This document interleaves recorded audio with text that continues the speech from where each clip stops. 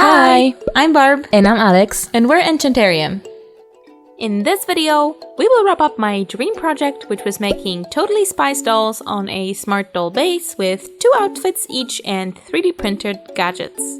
Did we manage to check all of these boxes for all 3 of these dolls? Barely, but you will see that in a second.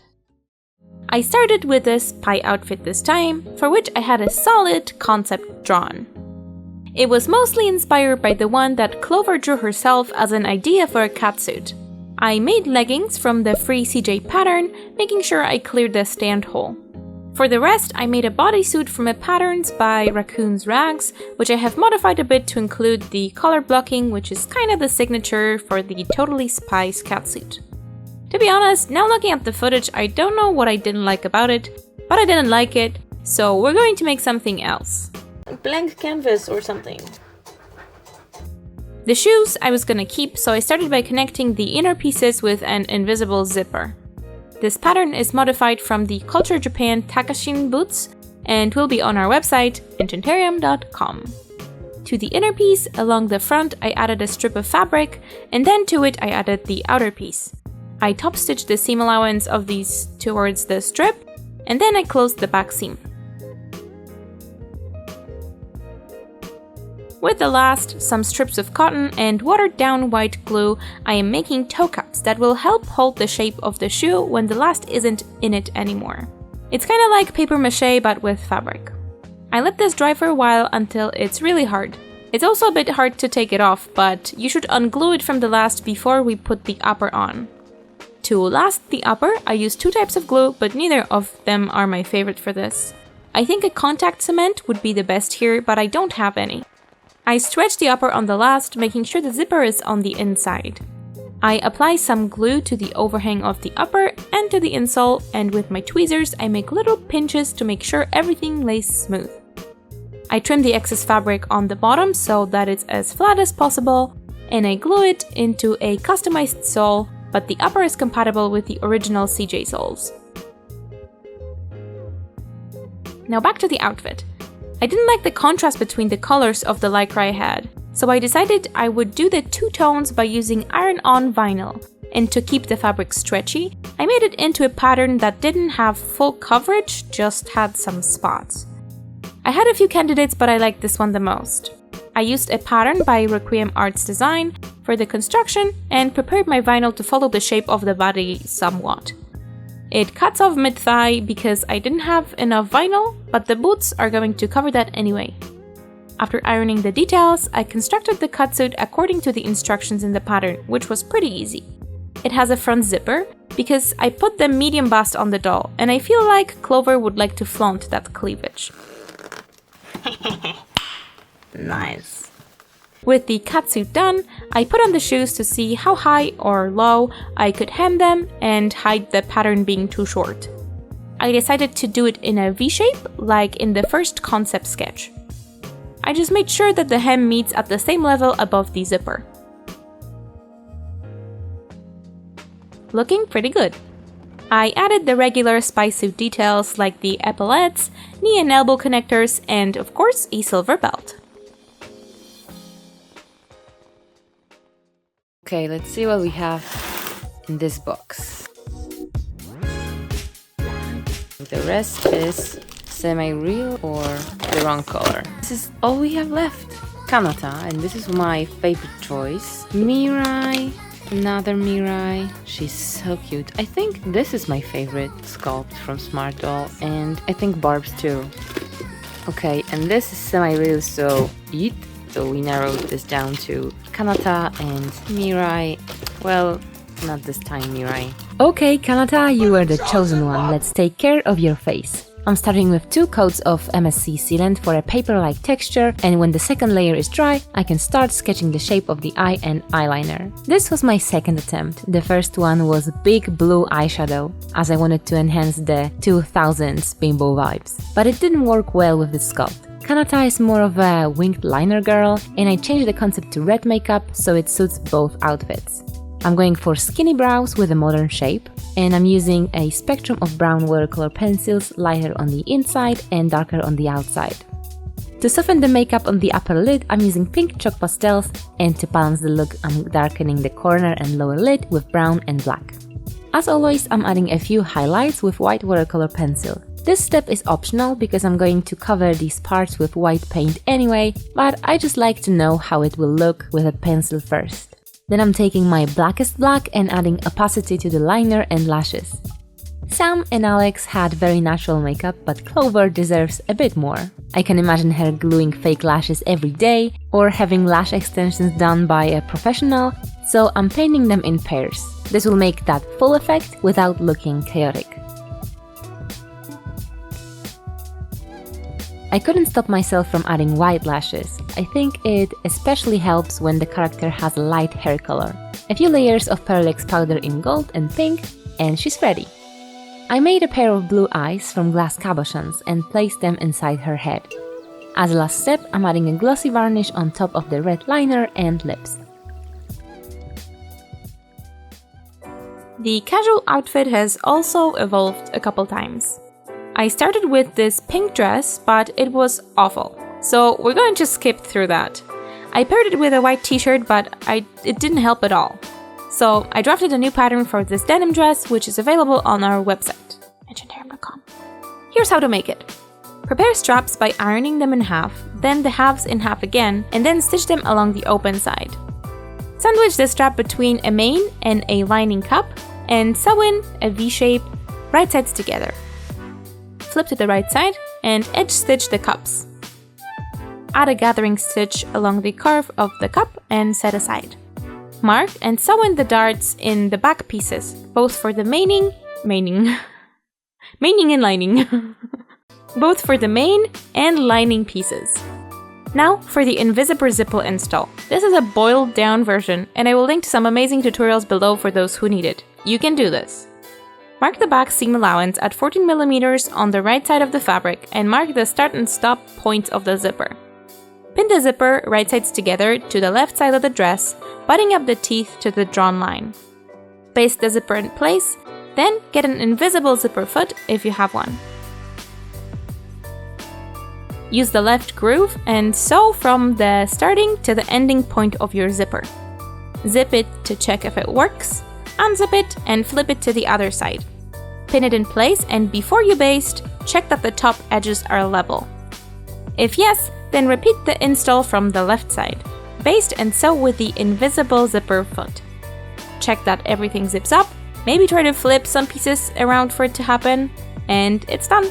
It's really easier than you think, especially if you do a few of those. Now connect the front and back pieces at the side seams. I recommend you buy a longer zip that will allow you to do this more comfortably for the main piece. We will be hemming now, so make sure your lining gets trimmed so that it doesn't peek out from the main piece. Gather the cups and pin them to the main piece. Baste them in and attach the lining, sandwiching the cups between the layers. You can understitch the seam allowance to the lining, just don't sew over the zipper yet. This will make sure that the lining stays hidden from the front.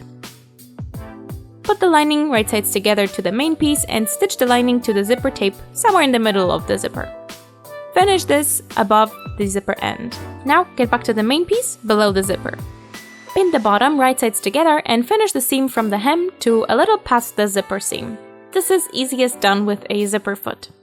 Finish the rest of the lining in a similar fashion and the dress should be done. Almost. Do the blah. Do the blah. I don't know how to do the blah, but do the blah. Do with the straps as you please. You can tie them to make a halter neck or hand stitch them in the back of the dress. Unfortunately, because of the zipper, the stand is not accessible. But you can make this pattern with a snap or velcro closure and leave room for the stand hole. Velcro. To add some pizzazz, I decided to make a fur bolero, for which a free pattern is on our website. It's a very simple construction, anyone could make it. Turning the sleeves to the right side was disgusting. Disgusting한 냄새가 나요. Disgusting shit. I left out the hemming of the bolero all around because the fur was giving me a lot of trouble. To finish this outfit, I decided to pull from my Smart Doll closet and give her these sandals that I've made some time ago. I actually started my adventure with this doll from making a wig, which was a journey. First, I'm making a wig cap from stretchy fabric and glue. Don't forget about the protective layer between the fabric and your doll. After a few layers of glue, I can trim the excess and paint it. I wanted to use natural fiber for this doll, but couldn't get any blonde alpaca fiber on time, so we're using good old nylon. I prepared the darker blonde for gluing, and since I don't need long fibers, I cut some of the strands in half and made wefts. Clover has a very stylized hairstyle, not really possible in real life, but I'll try my best. The idea is to have a lot of hair on the bottom part of the wig, so they make the volume for this little curl. Here you see me gluing a sewn weft as a parting, but I later changed it for a glue weft, which worked so much better. I'm cutting and thinning her hair and also curling the ends to the outside. I'm going to style it with hairspray later, so hopefully it has better shape in the final photos. Let's see how the workshop has changed. Floor? Check. Ladder on the wall? Can't see any. We have a proper heating system and everything works great. It's far from finished, but we finally have a place for smelly and dusty crafts. Just like in the last video, we collaborated with xTool to show you the magic of laser cutting. We've got the M1 laser and blade cutting machine with RA2 Pro rotary attachment that gives you the ability to engrave on cylinders and balls, the air assist for even cleaner and smoother cutting and engraving, a riser base with a honeycomb panel, and a pack of premium materials that includes wood, vinyl, sticker paper, metal tags and business cards, coasters, and more.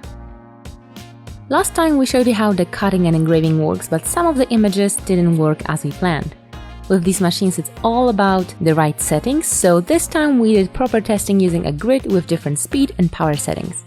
For this project we decided to design boxes that will serve as a storage space for each spy's outfit and accessories, but also so they look cool as a background for a spy photoshoot.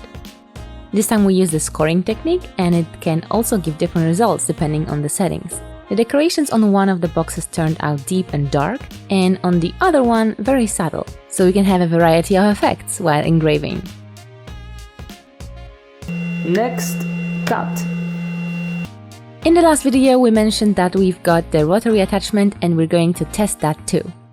And what could be better to test in December than a customized Christmas glass ball? Placing the ball inside the attachment can be a little bit tricky, but it gets easier and easier with every try. The first one didn't go how we expected. It's mirrored. And upside down! The second one blew into pieces. Third time's a charm, right? This one turned out exactly as we planned, and it's going to have a special place on our Christmas tree. Every time we receive a free product from channel partners, we like to give something for free to our community. When we got art supplies, we did a giveaway. With our new 3D printers, we started to share more and more 3D files you can download for free on our Thingiverse. And I was thinking, what can we do this time? I think not many of you have access to a laser cutting machine, which can change if you click on the affiliate links in the description. And files won't be very helpful, so I thought maybe we can cut something for charity. I have a friend who runs the From the Depths Foundation that helps elderly people who have the title of Righteous Among the Nations. These elderly people risked their lives to save Jews during the Second World War. Since the xTool M1 laser is marketed as the ultimate gift-making machine, I offered to design and cut some Christmas ornaments with the foundation logo. I know that it's not a huge help, but it's just a cute detail. The real help is in huge boxes with food, heaters, blankets, and everything to ensure the righteous can survive the cold winter in Eastern and Central Europe. But I think what also matters is to show that we think about them and thank them for the brave actions they did 80 years ago. So I ran a little manufacture and cut 54 snowflake ornaments and packed them in these handmade envelopes. So this is how it goes from our computer through the USB cable to the xTool. But this is a magical little device that makes a huge difference. It just looks burnt, and the air assist makes it look super sharp. You know, like no blurriness, no burned. So this little piece is really, really great. Like without it, there's no point of laser cutting. That's my personal opinion. honestly, this machine was a pleasure to work with during this project, and it's so simple to use that even I, a robot hater, managed to cut these gifts. I'm glad that I can use technology to grow my passions, learn new skills, but also give a little bit of support to the right causes. xTool has a big Christmas sale going on right now, so if you're looking for a new addition to your robot army or want to give a gift-making gift to your loved one for a winter holiday of your choice, you can find our affiliate links in the description. Huge thanks to xTool for being a channel partner and sending us the M1 laser and blade cutting machine. It's really making our workshop even more versatile than before. While I put together the box, whoops, where did that come from? No, but seriously, if you've stuck up to this part of the video and are in the staggering 40% of people who watch us but haven't subscribed, please consider doing so. We are getting somewhat close to 200,000 subscribers and we would love for you to be a part of it. And to those of you who are subscribed, thank you. You really are the reason we still make and post these videos. Now we let it dry overnight. Now, back to the boxes. I made this first version a bit stupidly. It closes with a magnet, but I have taught myself how to do a better box, which is hinged, in the meantime, so the new ones are better. With the blade cutter, I have prepared some vinyl stencils to put some cute Easter eggs on the boxes as well. Can you guess what the numbers are referring to? I think these will be great photo props and storage solutions for when I have to dismantle the dolls. Oh, and what is that, you ask? The backpacks, of course. We couldn't not have a gadget in this video. I initially designed these to be collapsible and to work with magnets, and even though I am an engineer, I am not that kind of engineer, and this was a bit too wobbly. We ended up doing two separate backpacks, one closed and one with the jetpack attachments, stabilized with some good old hot glue. And with that, my friends, we are finished. This is how she turned out. I'm gonna be honest here for a moment and make a promise to myself to never do two outfits for a doll in one video again. It is extremely time consuming and I had to skip out on the shoes this time and we barely made it on time. With that said, I think we did justice to the character, for all three of the girls actually, and I am happy that we finally got to do this series and to do it this way, on smart dolls, which currently are my favorite dolls to customize on. This project and the other two spies before it have given me a nice push to make my own sewing patterns available, and it seems like you guys are liking them, so I will try to keep up with the new releases whenever I can. Just like the last time, for the persistent of you, there is a discount code for the patterns and it is totally sad, because I am sad that this series is over.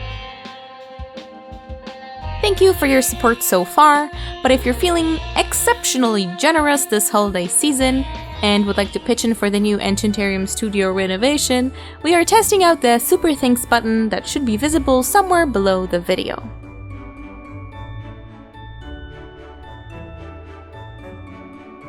If you are totally a spy, what spy gadget would you have? Let us know in the comments down below. Make sure to follow us on Instagram for some sneak peeks and subscribe for future videos. Have an enchanted day. We also have a TikTok now. It's called Alex and Barb because somebody stole our handle. And we will see you next time. Bye! It looks disgusting. Whoa! Whoa! Oh no! Oh god!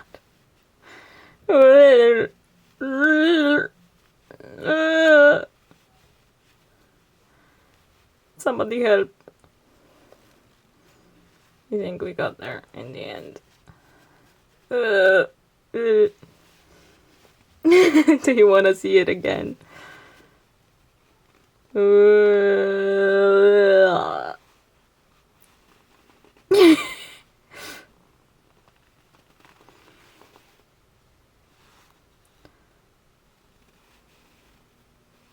Okay, I'll stop.